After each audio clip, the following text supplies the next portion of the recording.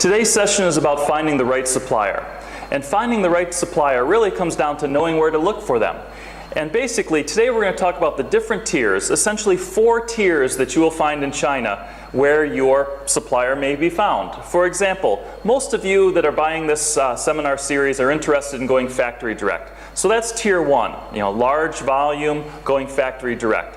The second tier would be also going factory direct, but not on your own. You might be using a broker, an agent, a middleman.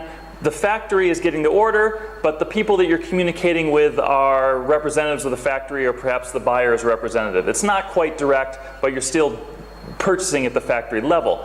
The third tier is buying at the wholesale level, and the fourth tier is buying at the retail level. Now, different tiers require different strategies. Everybody wants that China direct price, but factory direct and wholesale direct are very different in terms of the strategies you need. So in this first slide, we're going to walk you through the basics of how the strategies are different depending on which tier you're sourcing at. Okay, first let's talk about factories, as that's of interest to the majority of our visitors of the seminar. Okay, there's essentially 3 types of factories. You have what's known as a WFOE, wholly foreign owned enterprise, an FIE, foreign invested enterprise, and a local factory. I call them Chinese factories. Now let me explain the WFOE first. You've heard about these factories in Europe and America that pick up and move their production line to China.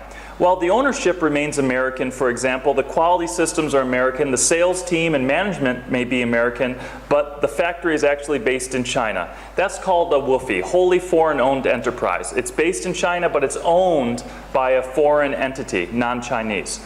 Okay, the next is foreign invested enterprise. This might be a joint venture, or perhaps where an American manufacturer decides their move production to China, but they don't want to own the factory outright on their own, so they set up a joint venture or they invest in an existing factory.